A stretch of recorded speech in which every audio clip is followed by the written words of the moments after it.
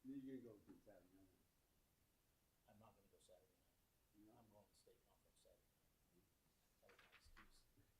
Is Matt not? No, I don't. This office is closed when I came in today. 4K. And Spencer? Hi, Reeser. How you doing? Reeser, do you have a pencil? What's that? Do you have a pencil that I can borrow? Really? Do I look like I'm in my classroom? I need to bring a pencil. Me and Trenton are gonna have to share. There's some up here. So, thank you. That's not a very good question to ask your teacher.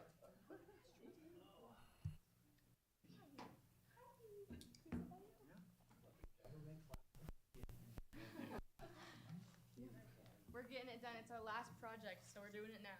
Good Just job. started. Did you see that I've scheduled, has your teachers told you that I've scheduled time to come in here and meet school? Well, he said he was gonna talk to you about it, but Yeah, I sent those dates off today, so. Who's your Okay. teacher? Stuart. Okay, All of yeah, us.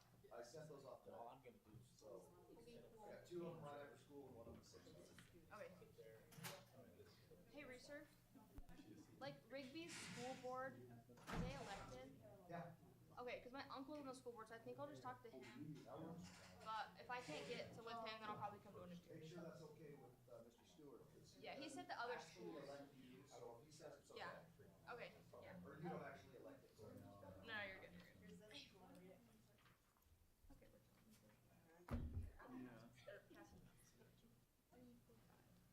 Or just. Sure, you can come.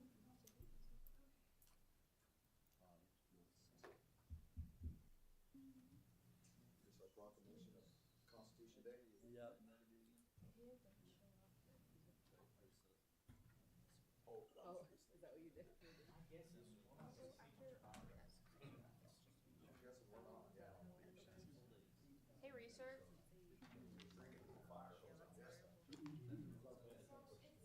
He's all dressed up. What were you doing down there? He's not gonna do it. The mayor's not gonna do it.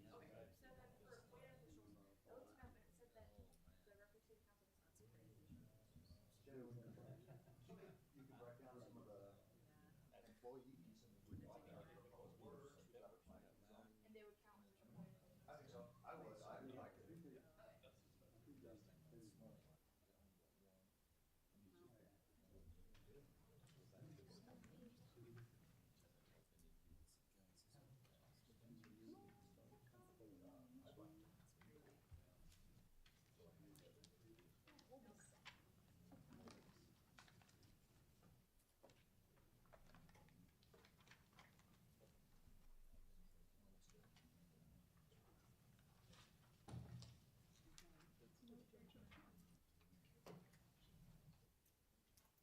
So, Colin, you got your signs already filled out? Why does Everything everybody ready? just smile at that? We're just glad it's not us. Exactly. That's exactly what Exactly. Dave said. He said, I'm just glad it's not me. I'm sitting going, I've been fielding a whole bunch of questions from my colleague downstairs who's running. Oh, yeah, what's her name again? Who's that? Oh, Dawn. Yeah, Savannah Dodd. Yeah, she's my boy. Oh, yeah, I didn't know that. I didn't know. Today. Her husband's a police officer. I said, she just, her name's not Dawn. I mean, she goes by Dawn. Yeah, she goes by Dodd. Her married name is. Something. Okay, should we start? I'd like to welcome everybody out to City Council tonight. Probably be the most entertaining time you kids will ever have in high school. So, start our meeting having Brian Johnson will give us give us an opening prayer, and then Colin Erickson leads in the pledge. Our dear Heavenly Father, we're so thankful for this beautiful evening. We're thankful for this beautiful city that we live in and for the opportunity that we have to serve in it. We ask you to please be with us tonight and please keep us safe. Help us to make sound decisions and consider other people's feelings. And please bless all the residents that live here. And we say these things in the name of Jesus Christ. Amen. Amen. please rise and repeat after me. I pledge allegiance to the flag of the United States of America and to the republic for which it stands, one nation, under God, indivisible, with liberty and justice for all.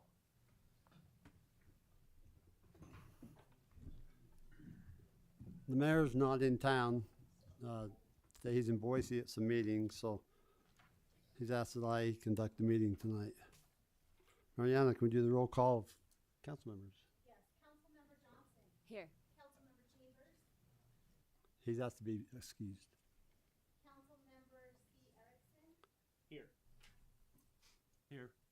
Councilmember E. Erickson. You're gonna have to enunciate a little more. Okay, Here. so, thank you. Councilmember Reeser, Here. Council President Walker. Here. Okay, we have a full quorum. Now on our agenda, we have time for public comment. This is when public's invited to come up to the front and discuss anything that is not on the agenda. And we ask that you keep your remarks to about 3 minutes. Is there anyone who'd like to come up? Okay. Okay, we'll move on to item number 4, public hearing. Public hearing for the fiscal year 2026 utility rate change. Matt. I do not know where Matt's at. So,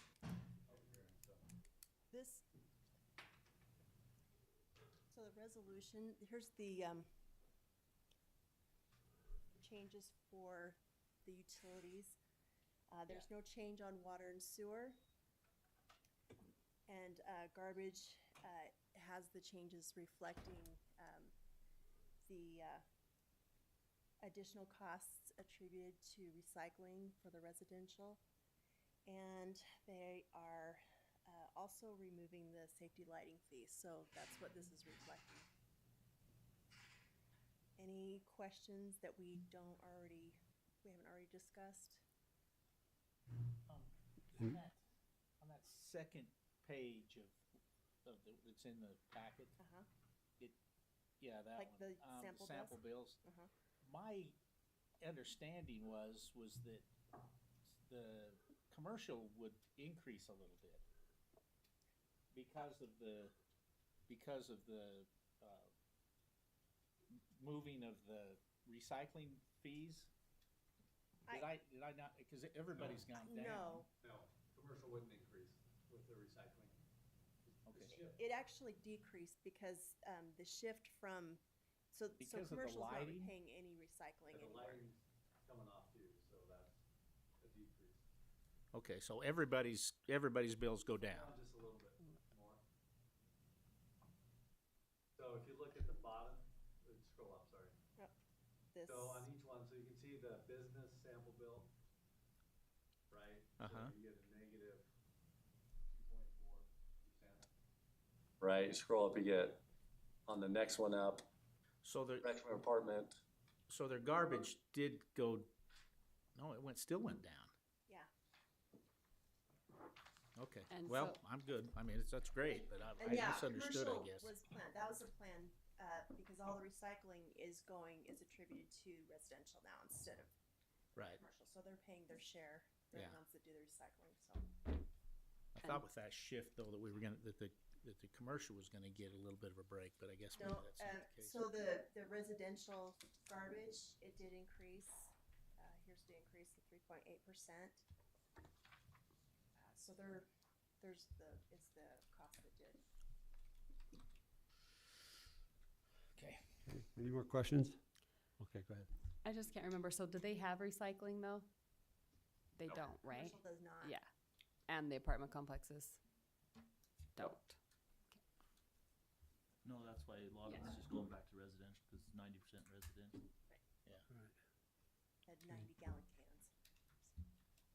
Okay, in the public hearing, we have three things that happen. First one is those who, let's open the public hearing, those who are in favor of the, what is this, resolution on the utility rate, can get up and speak, and those, then next one's in the neutral, then those that are opposed to it. We'll go in that order. So now open this public hearing. Is there anyone in the audience that would like to talk in, or speak in favor of this resolution? Seeing none, anyone in the neutral? Seeing none, any in the negative? Seeing none, I'll close this public hearing. Now I can entertain a motion to accept resolution number 2026, utility rate change. Sorry, resolution number 2025-08.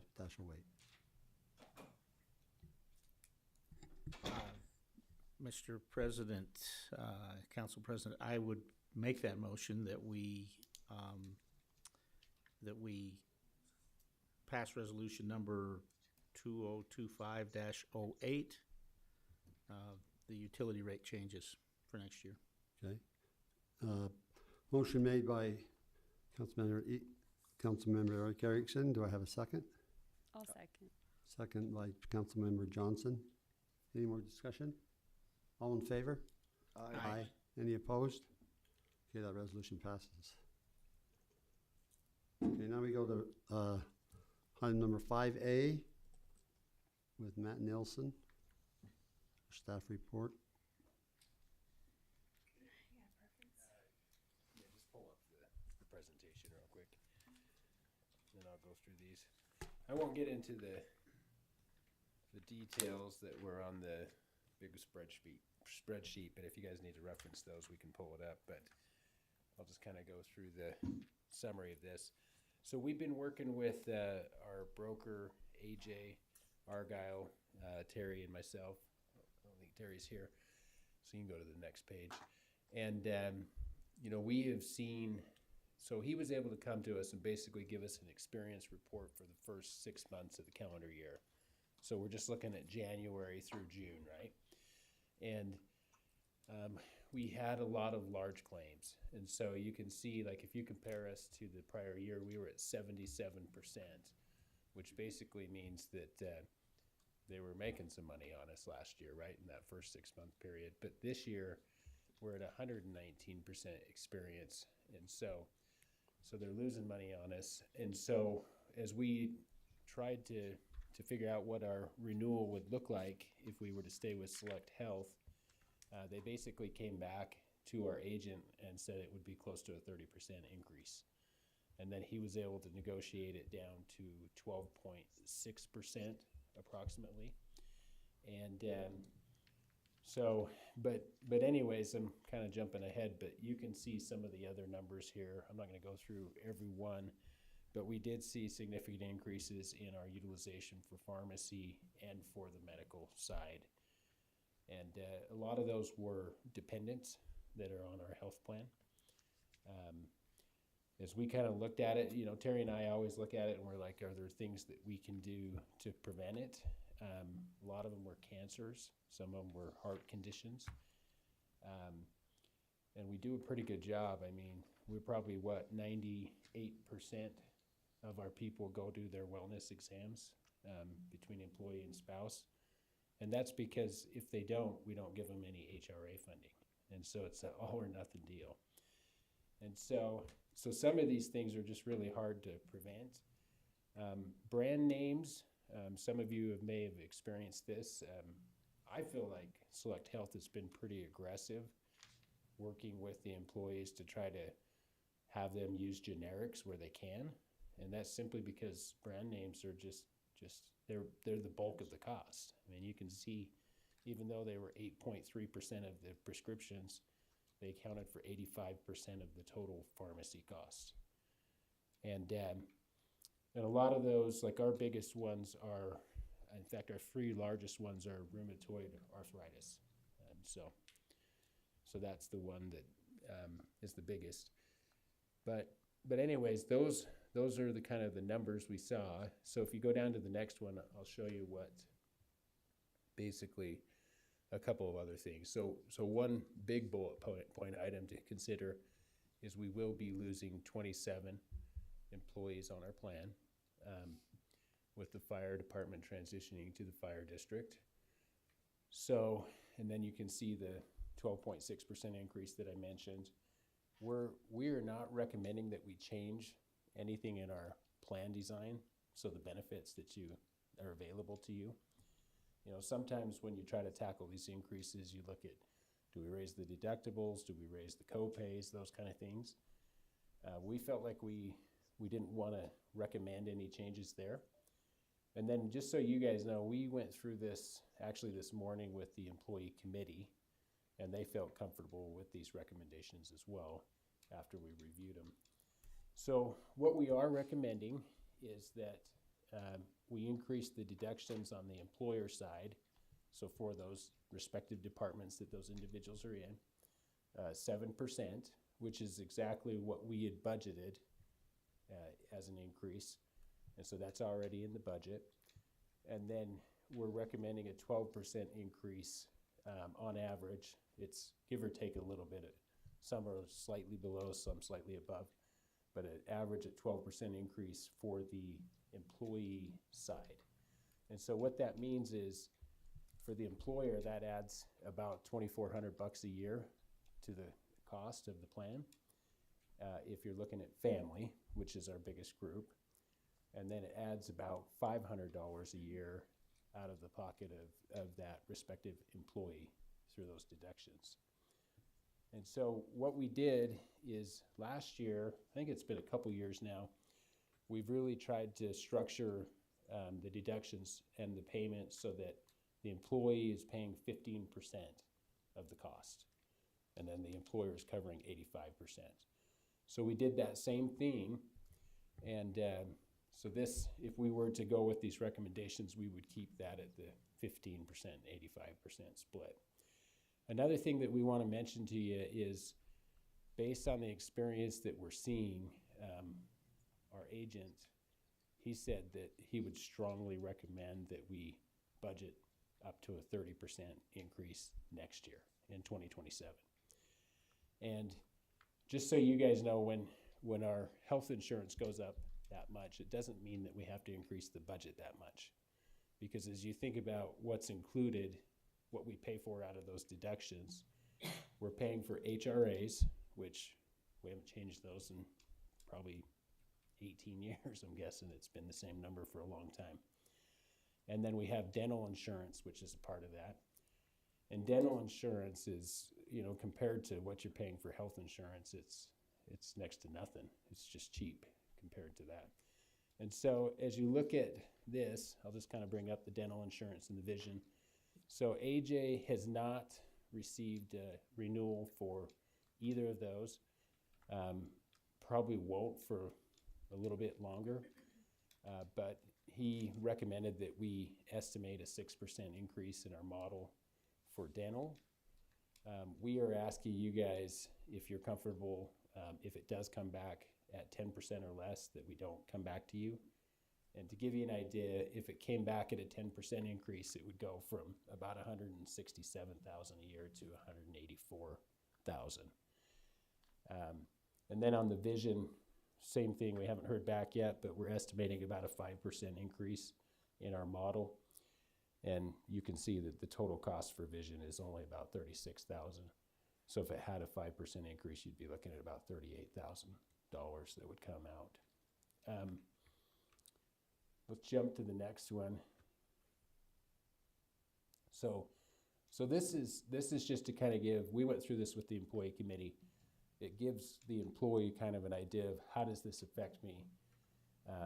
Well, because you guys approved a cost of living adjustment of 2.42%, if you were to take an employee that makes $50,000 a year, that's about $1,200 increase in pay per year. But then we would be having them increase their deduction for that family coverage about $500 a year. So really their net increase is about $710. So it kind of shows you that impact. And the impact is less, obviously, with the someone that's just single insurance for themselves, right? And if you guys want to see those, they're on that big spreadsheet. I'm not going to pull it up unless you have specific questions. So really what we're looking for is we are looking for a recommendation from the City Council to basically move forward with the existing plans for dental, health, vision, etc. And then the recommended rate increase that we just showed you, which would be a 7% increase, which is in the budget, and then we would not do any further budget adjustments or ask you to take anything out of contingency or put anything back to contingency. And then the open enrollment would occur on those dates in November. They would have about 10 days to really go in and do that open enrollment process. So, and it's probably important to note, you know, we've been saving up money to try to look at self-funded. Losing 27 employees is not going to help our cause on that. But we are looking at other options. We've looked at the IIIA, which is a group of cities in Idaho.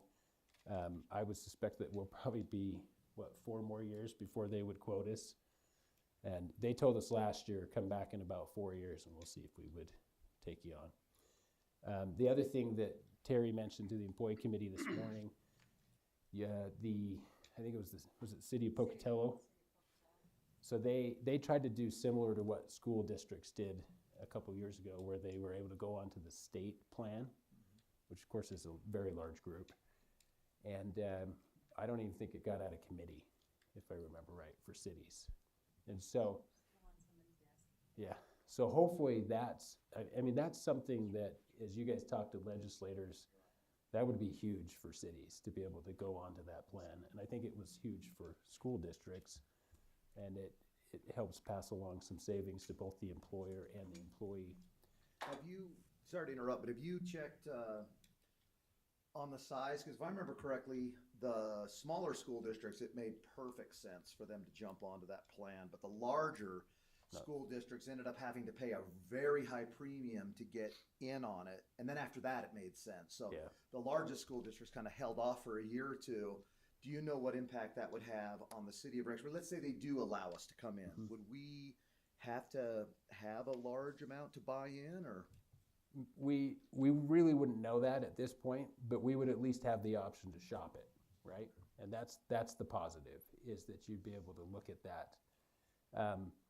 The other option, which we just don't know if it's a possibility, but we may even look at kind of our local entities. So if you think of Madison County and some of the larger entities, if there was a way to have all of us pool our group, there may be some positives there. But I guess the point I'm trying to make is that we're probably going to have to put that on the back burner for several years for us to consider doing that as our own group with, you know, it's right here, it's 126 or 121 people on the insurance plan.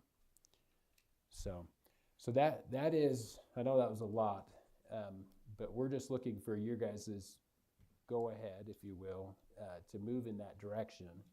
And then Terry would work with AJ and start getting that enrollment process ready.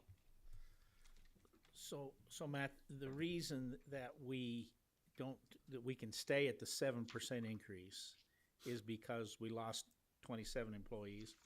That's not necessarily the reason. The reason why is because we're actually going up about 12.6% in the health number itself, but we only need to go up 7% on the city side and 12% on the employee side.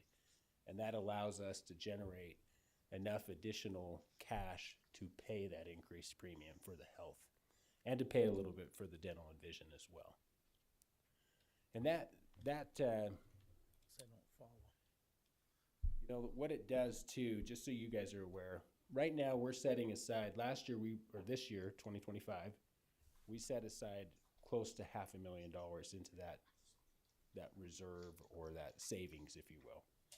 Next year, we're going to dip into that a little. That's going to be more like 367, 368. So we're dipping a little into that.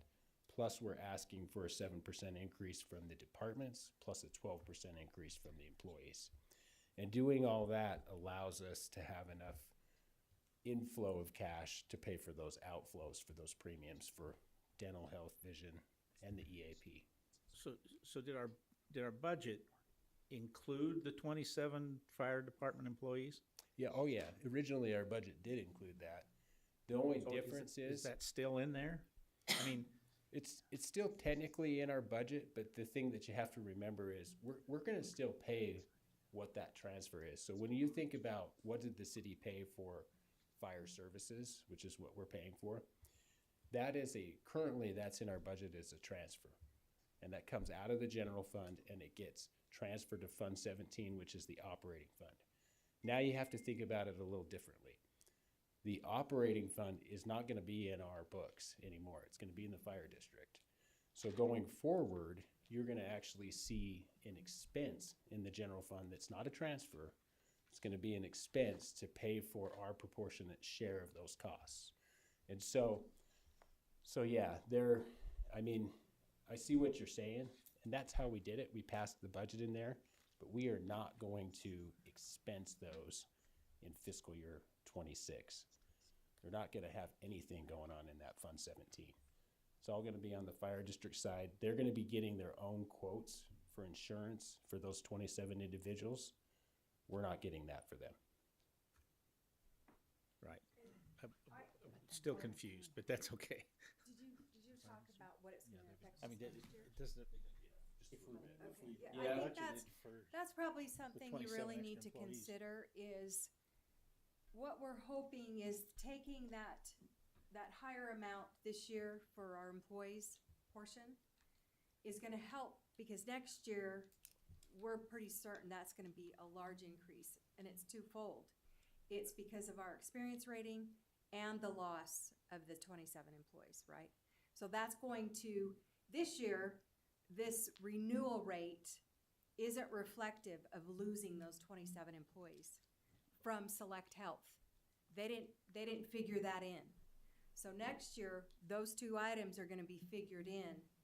And if we take a little bit higher this year for the employees, right, hopefully it won't be as severe to them next year.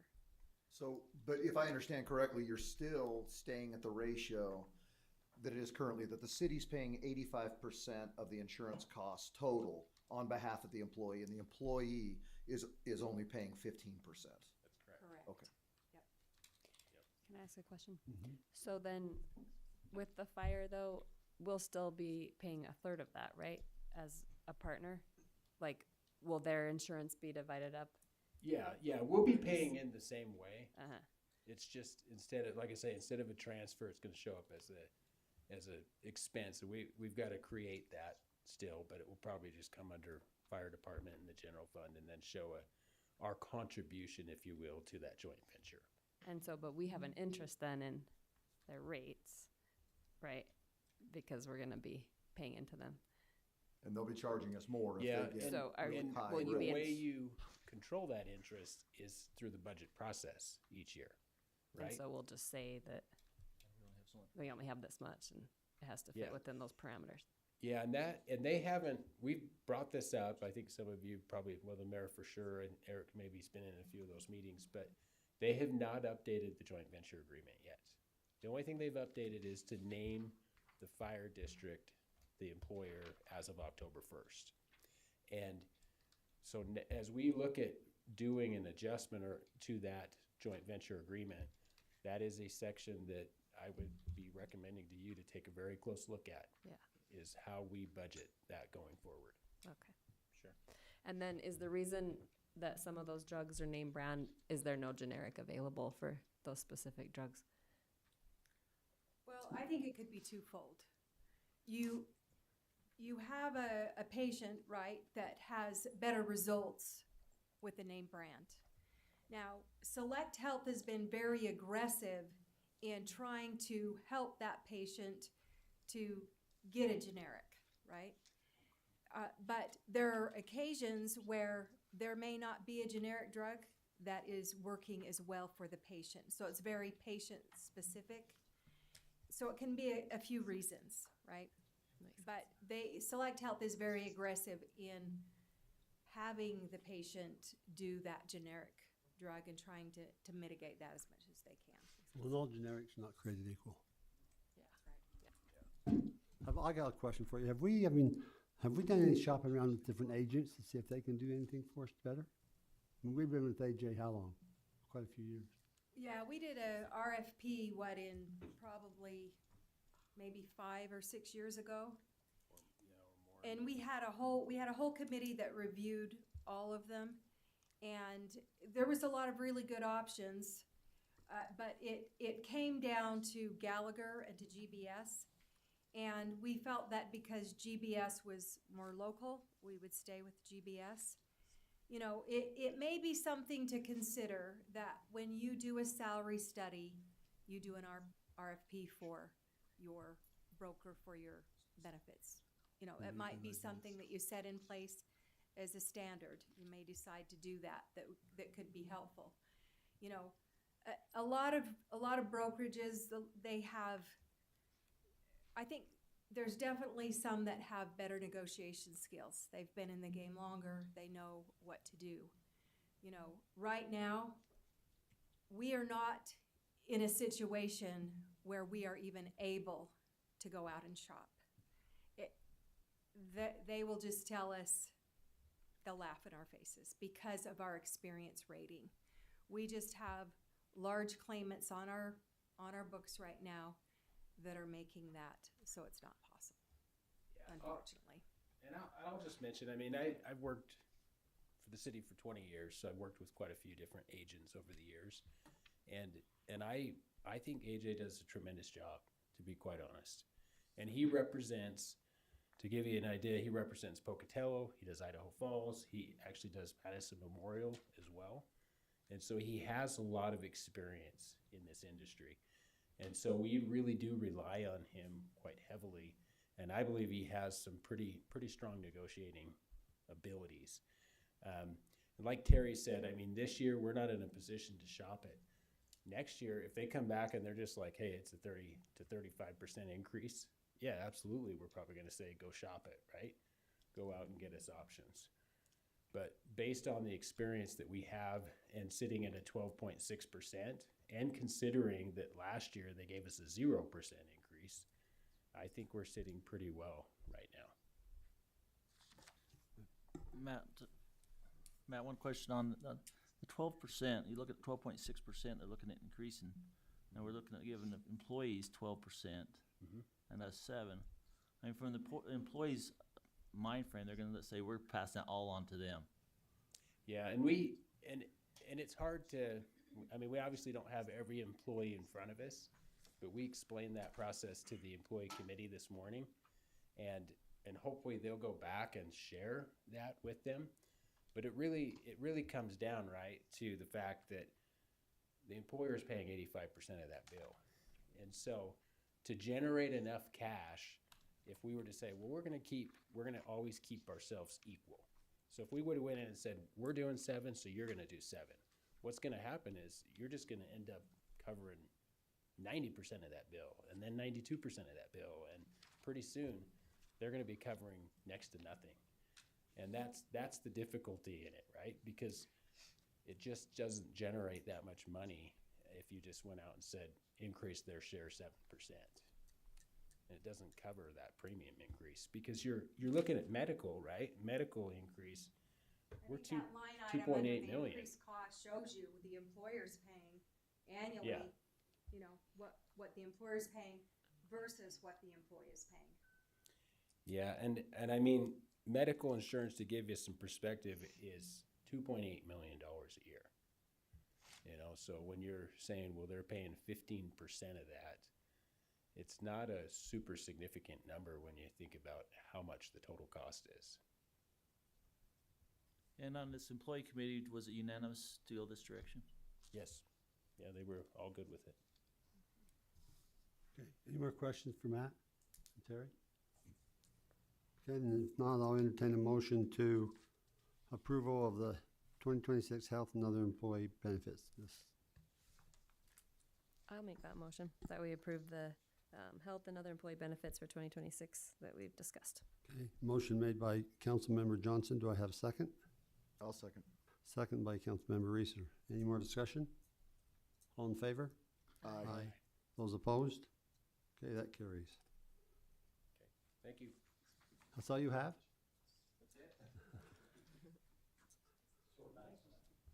Keith, you're on the hot seat. As usual. All right. I gotta say though, he got my stoplight fixed. Yes. They did. That's what we're I'm a calling that stoplight fix. stoplight. It's no longer University and Yellowstone, it's Walker. That's right, exactly. Okay, so I just have a couple items on it. We're gonna wait till probably next council meeting. I'm still waiting for some costs coming back on that lift station. We're looking for ways we can save money there. But anyways, the first item I have is we're looking at surplusing the 1984 Dodge Ram Charger. It's been here a while with the city. In fact, this was like This was the here first vehicle when I started working here I drove. This was here when I was started, 30 plus years ago, I think, about. Yep. I remember when. So this was it's time to surplus it. So just seeking council's approval. on. I'll make that motion.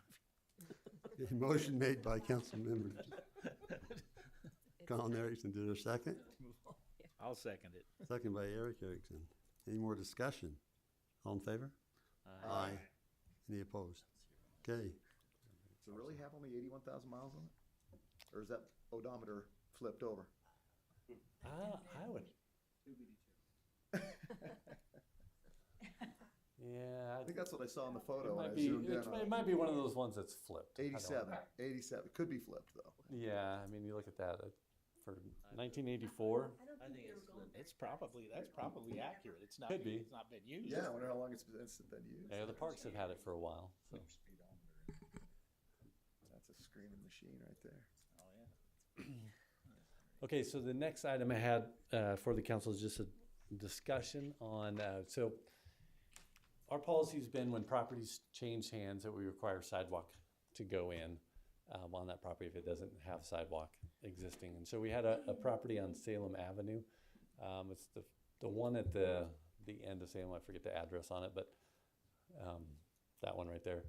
And so the concern that the property owner brought up to my attention is just that, as you can see, a vehicle parked in the driveway is going to set over the sidewalk. Because when this development went in, the homes were allowed to go close to that property line and not have the distance. Now we look at a 20-foot setback from at least the property line to wherever the garage or the building would sit. And so that the gentleman's concern was just that he'd be parking over the sidewalk, right, if he was parking in his driveway on that. But I did some kind of looking around to see, what have we had other roads like this, and there is Bear Street, which is south of this road, very similar. One of these roads where they've built the road in and then some homes have built on the end. Not the best situation, because generally we like to see a cul-de-sac or some way for our plows and garbage trucks to turn around in a meaningful manner. And so on that street, we did require sidewalks to go in. And so the property owners put longer driveways next to their house going up in.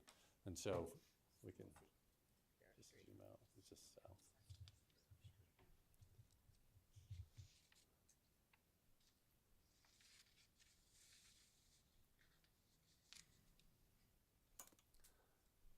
So you can see the homes on Bear Street where they put those kind of longer driveways in it, kind of off to the side. And I think those are rental units as well, if I remember right.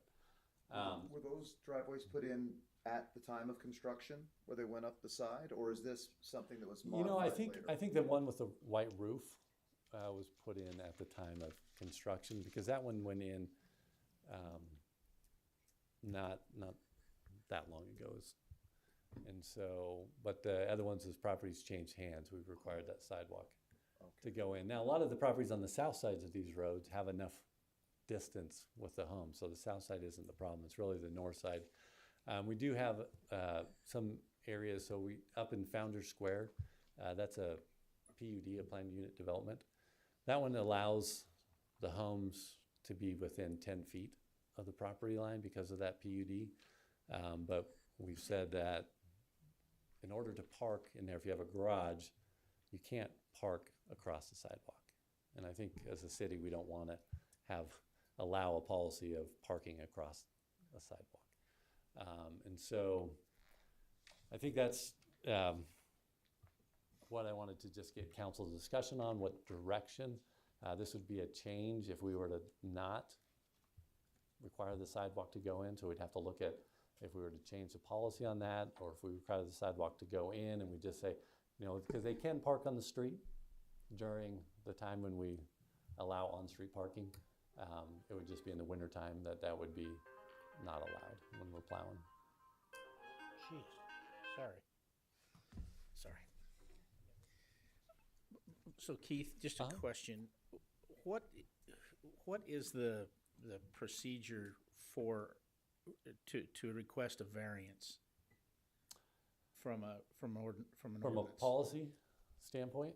Yeah, I mean, what I'm getting at is, it seems to me like instead of making an allowance for a particular individual, maybe we would have them go through the variance procedure. I agree to require a sidewalk in that particular instance doesn't make a lot of sense, but I'd rather stick with the ordinance as it is, and have a situation like this go through a variance procedure to obtain a variance to the ordinance, instead of us piecemealing. Okay, well, we're not going to apply it here. We're not going to apply it here. You know what I mean? Yeah. Yeah, I'm not sure on this policy. I mean, because we do variances. I know the previous attorney didn't really like variances, right? No, I know that. And so, I mean, part of me is like, well, is there a change in the policy if you wanted to head that direction? If you don't want to head that, right? I mean, that's why this is a discussion, is either to say, well, yeah, we feel like sidewalks should go in this location, and you need to look at an alternate way to park your vehicle in that case. Because if you don't put in sidewalks, then you're just saying, well, the road is now the sidewalk, right? I mean, that's theoretically what you're saying is, if we're not going to have sidewalks here, then the road becomes the sidewalk on that. And so, yeah, it is a kind of a challenging situation. I guess my idea is looking at what we required on Bear Street. I mean, and we're trying to get more sidewalks put in as a change ownerships, so we can start getting that continuity. I would prefer having a sidewalk out against the curb and still letting them park alongside the house so they get away from the sidewalk, but still require the sidewalk to be put in. So eventually we'll have a full sidewalk down that street as those change ownership. I mean, I know it's not one house here and one house there, but eventually it's going to lead into a full sidewalk. Yeah.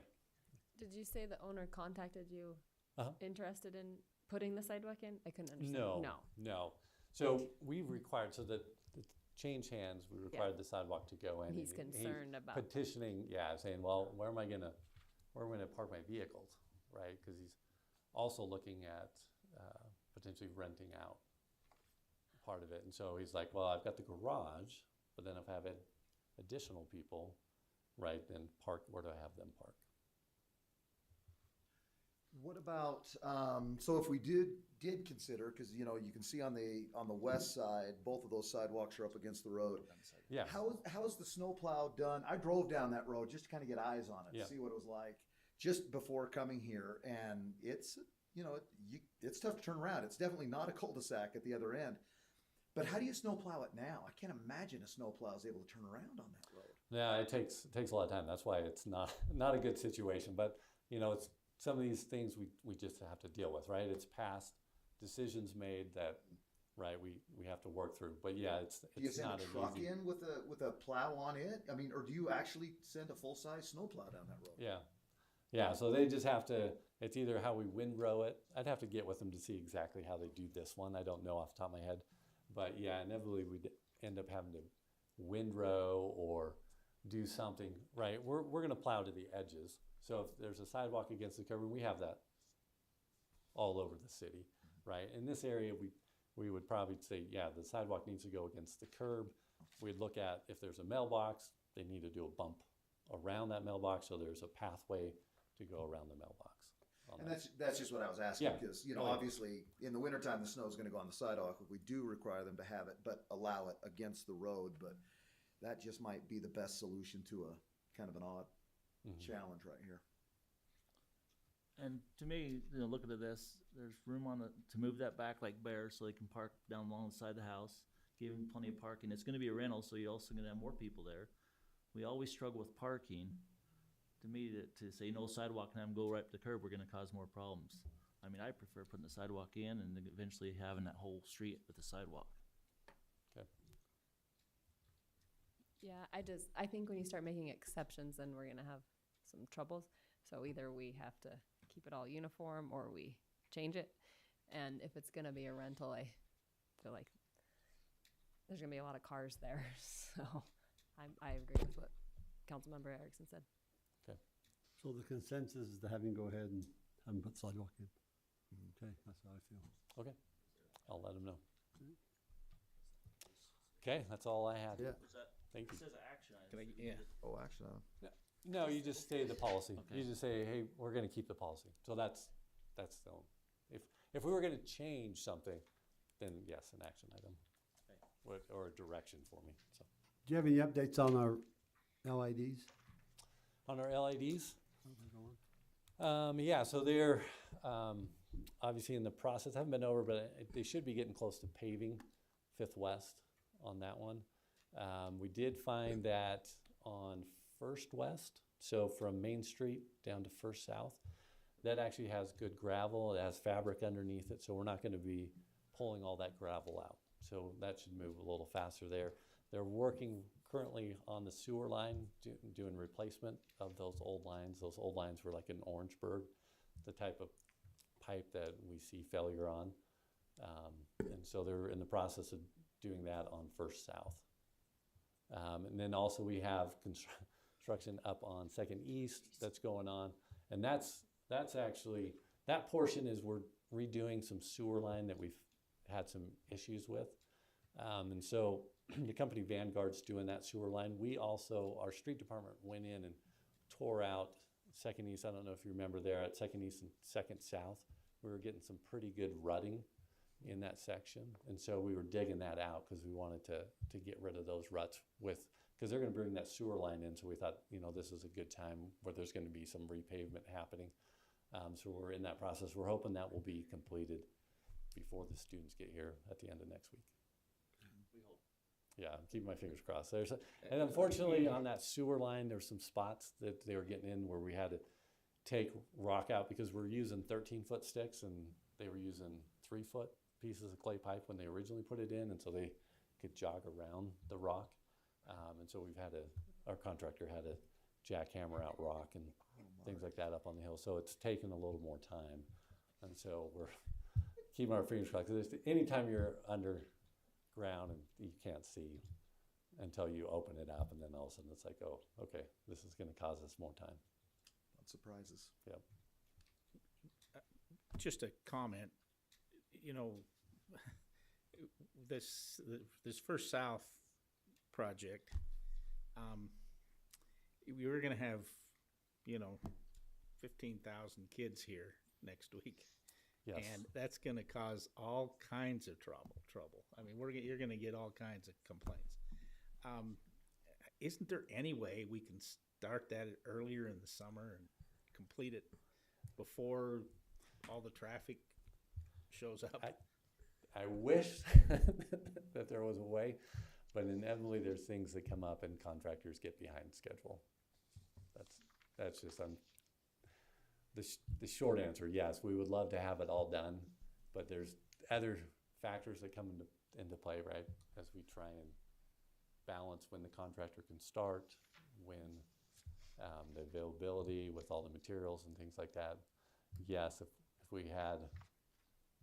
I had my wish, yes, it would all be completed and we'd be done before students got here. But our construction window is fairly short. So yeah, that unfortunately causes us concerns. I'd like to say a comment, hopefully we get Second East open. Yeah, before no, they that, get here. we're pushing on that one. I think Also, that one one, other thing. I mean, First South, it's not as heavily utilize, I mean, it's utilized, but not as heavily as like if I was on Second South or some of these more main streets, but it's still gonna be impactful, for sure. We also have homecoming on Friday for the high school. Yeah, a week from Friday. Yeah, when they come in, the day they move in. The good news is the police won't have to shut off that section of First West. It'll already shut off. Anything else for Keith? Hey, thanks, Keith. Hey, thanks. Just quickly, Mike, if I could. Yep. Okay, You just got it. a quick footnote on variances that were brought up, and Keith had mentioned that the previous attorney wasn't a big fan. I would say that I'm in that same boat. So there's kind of a general rule with variances when it comes to government entities or municipalities, that they are constructive in theory, but destructive in practice, meaning that it seems like a good idea at times to be able to look at something in an individual manner and say, hey, let's use some common sense here and figure things out. From somebody being able to challenge a ruling or challenge a decision on a variance, it takes you out of our typical code or law challenges, which again, when somebody challenges an ordinance, the standard in which they challenge it, they say, is this arbitrary, capricious, and an abuse of discretion? Is this law? Does it qualify to that? When you have variances or a process of a variance from that established ordinance, it takes it from just that kind of basic, hey, is this law as a whole arbitrary? Is it capricious? Is it an abuse of discretion? And it looks at the individual decision-making and the individual facts in which that variance was allowed. And so again, I thought I'd put that out there. Constructive in theory, destructive in practice. And from a So is there no process in place, just for future reference, is there no process in place for an individual to pursue a variance? in terms of, I would ask as to into what context, from a planning and zoning, from a building code, things like that. I think it's often that people come to Alan with certain situations, and I wouldn't say that there isn't a, I'll defer to Alan on that. What his process is or what he does. I mean, the old process sometimes is they discuss those things and then they would bring it to Stephen, which I like to have more of a collaborative discussion sometimes with our groups, and then consistency. From my standpoint, I would say ordinances that are well-written and ordinances that, for instance, Alan and I this year have worked on some of the language in ordinances to shore up some of those ambiguities so we can just have a clear standard on certain things. But again, whether it's this week, next week, or next month, next year, people are always going to look for a certain variance.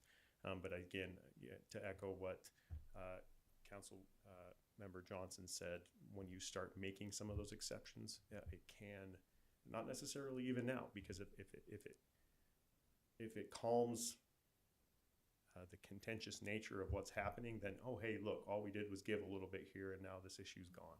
It rears its head in future decisions that you're making when you're not giving that same variance. But as to a process, I mean, again, somebody gets a parking ticket, there's an appeal process. Somebody has, so I think department to department, there are certain things so just to say that there's no variance from any ordinance ever, I think that's not a flushed out answer. But I would defer to the department heads, to Keith and Alan, if they have a specific process. But for the most part, we have ordinances, they have standards, and they apply them pretty consistently. Now, again, there's always factual things, and I think the reason that Mr. Davidson brought this one forward is because, again, he was looking for guidance based on specific facts and brought it to the elected officials, and I think that's a proper course. And so a different decision tonight would have, in essence, created a variance. If we had decided, well, no, we don't need sidewalks in this street. Yeah, I would look at a policy change, Code change. code change, Code not a change. variance that would be pretty specific and it would apply across the board. Now, coming up with that would be challenging, but that's what we would try and do.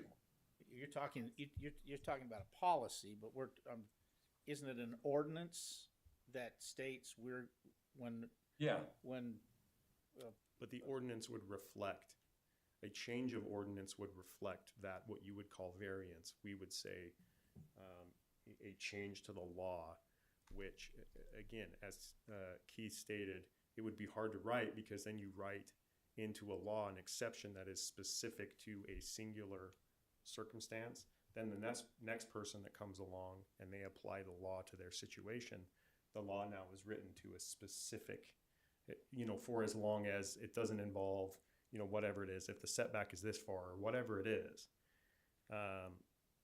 it's not necessarily going to fit the next factual scenario.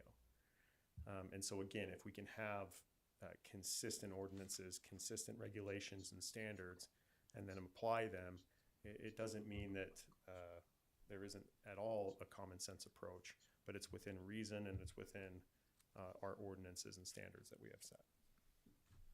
But I would think, and again, we don't make decisions in a vacuum. Whenever we have these things, I've heard of, Keith brought this to me a month ago.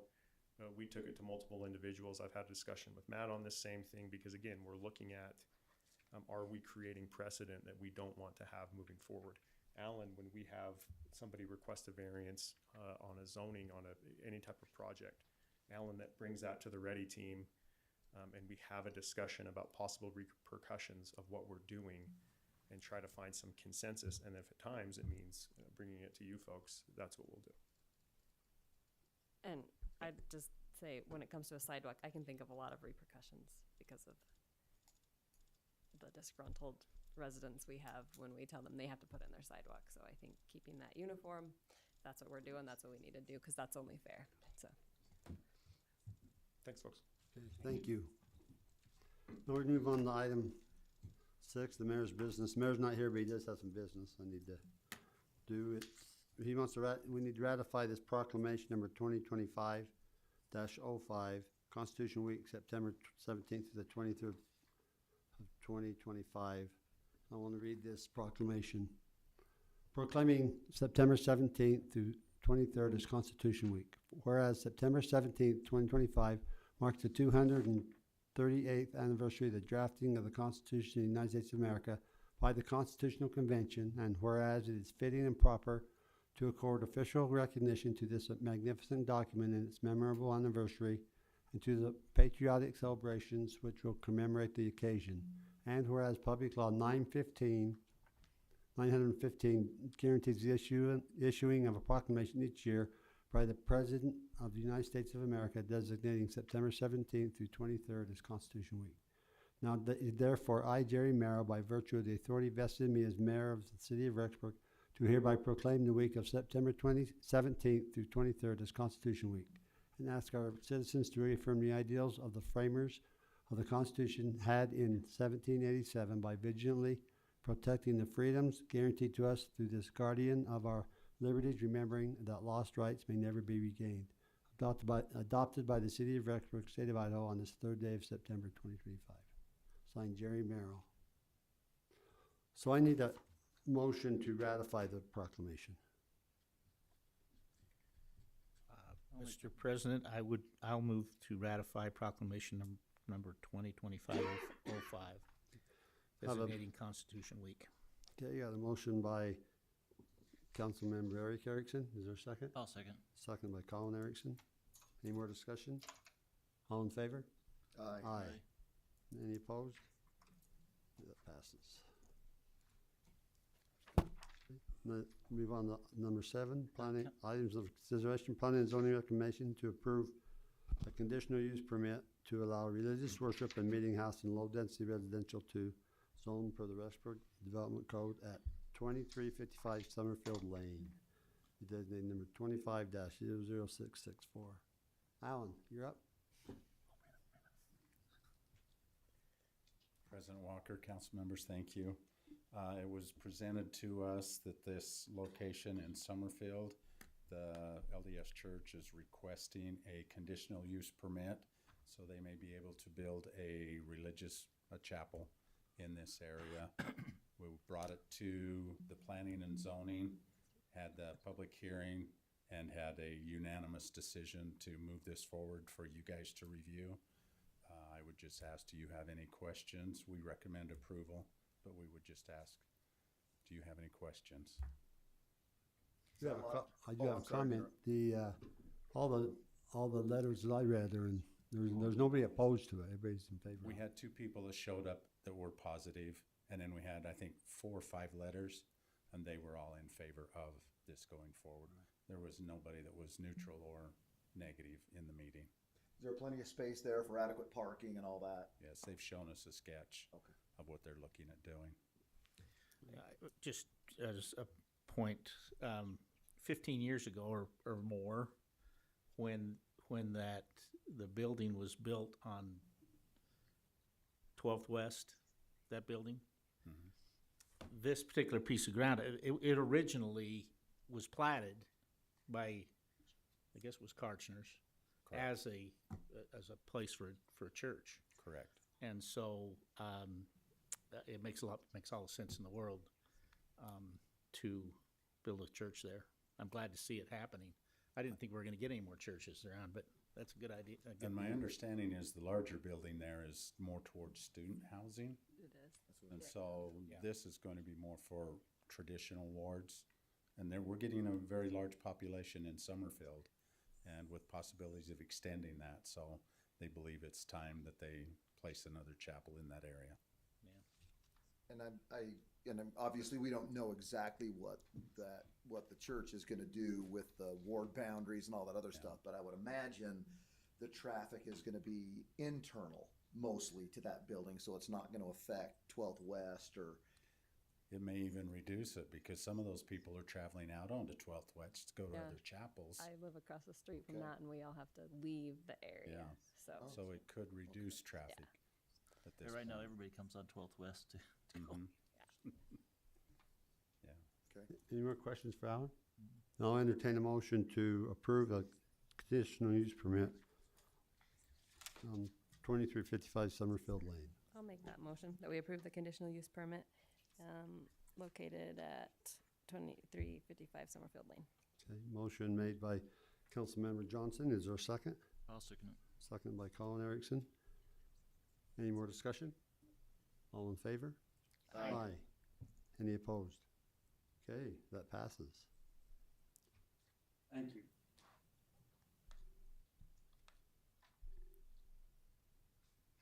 Is there one more? It's the development code ordinance 1337. Yes. Yeah, planning zoning recommendation to approve an amendment to the current development code, ordinance number 1200 for the city of Rexburg, designated as ordinance number 1337 and considered first read. Any questions? This was in our packet. This was in your packet. This is the one that we went through the work meetings. We had 2 different work meetings that we presented the information to you. The discussion went on. We made changes from the first work meeting, come back to you with those, continued on through. You had further suggestions. Those changes have been made, and only those changes have been made. Nothing else has been changed. And so we're presenting it to you at this time for adoption for our code. Any questions for Alan? Okay, if not, I entertain a motion to approve amendment number ordinance number 1337 and consider it first read. I'll make that motion that we approve ordinance number 1337 first read. Okay, motion by Colin Erickson. Is there a second? Second. Second by Eric Erickson. Any more discussion? All in favor? Aye. Any opposed? Okay, that passes. Consider it first read. President Walker, Yes. I had a couple things to bring up on the mayor's business, but Okay, it was too fast for me. sorry. I know last city council, we had some citizens come in here and discuss Yale Avenue, Yale Street. I don't know if anybody else drove up there. I drove up there and walked the areas, looked at those houses. I talked to Natalie. In looking at what we have in the city right now on ways to fix that. We have things set up. I think that a lot of citizens don't understand that. They can contact the city of Rexburg. We have Natalie will go out and look at that. I think this probably should have been brought up like a year ago, and Natalie has been on it. There is definitely some work that needs to be done up there. She's already been on it, so that's been really good to know that's been looked at, and she's been up there talking to those neighbors and looking at those houses and trying to clean up some of those blocks or those blocks that's up there. So that's been really good to see that. And also, like the dogs barking, we have ordinance there that if they just call up the police department, we'll go out and have our animal control officer go up and listen and talk to them, and if they had to be cited, they could be cited on that. So there's things out there. Did you guys see the email that I forwarded from Natalie and just Yeah, the work had that all we're those gonna do? properties address by address in her response. It was nice. And so we're also reviewing the code from Pocatello. And there's a lot of stuff that we already have covered, but in our own municipal code, they're categorized, different. So we're gonna look at some reorganization, which does not require, it doesn't require an ordinance amendment in the code. We just change the numbering and move it around and group it differently. But if there's any changes at all, we will present those to you. So I think Natalie was thinking it might be helpful if she has more direction as far as the length of a lawn. She's, just 6 inches, 12, whatever it is. I don't know if we need to go. But, yeah. I mean, it's that she has to deal with that quite a bit. Where in the code, does it say how long my lawn can be or how long my weeds can be, that type of thing. So it might be something that we consider amending. So we'll get that to you. And so that's one thing I looked at this last week. And the next thing I had when I've been around town, I've had several people talk to me about this, about some development going on, and this called will serve letter being promised out there from a jurisdiction north of us. I think that we might want to look at this on maybe a agenda next time, bring it up, and maybe have a discussion on the connection of our sewer lines, our water lines, for other avenues coming north. What is it? What is that? So there's been some promises I heard, and I don't know how much rumor it is out there. There've been some promises out there that they're promising connection onto our sewer system, our water system to the north on different areas instead of going clear back to the main line. And I think maybe we could discuss that and clarify that in our council to what we feel like should be. Because some of the promises that's being addressed there, I worry that we need to clarify it and make sure that people know that we're protecting our taxpayers and the people that put in that system also. So. Yeah, I think it's appropriate rather than having it flushed out today. I think it's appropriate as putting it as an item moving forward. And again, it was brought to my attention last week. It has been litigated previously. There was kind of an overhaul in 2011, 2012 of the court system and court records. And some of this, it far predates 2006, 2007, some of those things. And so they aren't widely available online. But again, I've reached out and again, trying to have all the resources and anything that has previously been done available to you and to our department heads moving forward, just so we can have consistency in questions that are being asked. And so again, I think it's appropriate to put it on a future agenda item, and then I'll do some groundwork and find everything I have. So again, you can have all the information moving forward. That's why I wanted just to briefly bring it up. It's just briefly, are we talking about agreements between us and Sugar City? Yes. And Teton? And some promises been thrown out there. I just heard this last week, and I said, wait a second. Okay. We haven't discussed it even as a council. We need to bring up our whole council. Some of these agreements are before none of us was elected on here, just so we can have a discussion and maybe clarify some things of how we feel to be able to protect our citizens of Rexburg and what's going forward. So it's just so we can put on the agenda. That's the only thing I want to bring up. Okay. Anything else? No, that's it. Hey, thank you for that. Move on to item number 8, calendar bills. We have no second readings. Do have one third reading. Ordinance number 1335, fiscal year 2025 budget amendment.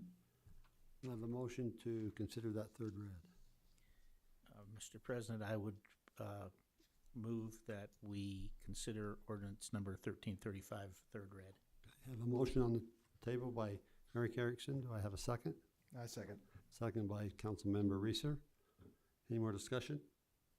All in favor? Aye. Any opposed? Okay, that is done. Number 9, our consent calendar. Minutes from the August 20th, 25 council meeting. Approve the Rexburg city bills and approval of 2025-26 beer and wine licenses. And there's only 3 of them. so far, So I noticed. the ones that have on your spreadsheet. Only 3 have paid, right? Is that what it is? Three have paid, so we'll have the remainder of them on our next, we'll have them again on next. I was curious about one of them. I noticed that one was more, like double than the others. Yeah, so we have, on-premise, so those are $400 annually for beer and wine, so they're $200 a piece. So it's open container. Okay. The others, $15.50 for beer and wine, like at your grocery stores and, gas stations. Okay, got it. Thank you. Do I have a motion to accept the consent calendar? Mr. President, I move that we accept the consent calendar. Have a motion by Councilmember Reeser. Is there a second? I'll second. Second by Councilmember Johnson. Any more discussion? All in favor? Aye. Any opposed? Okay. Is there anything else that needs to come before the council? Just a reminder that our week from Friday is homecoming parade. Homecoming game will be that night, and so let's get out and support the mighty Madison Bobcat. Not other than that, we're adjourned. Sounds good.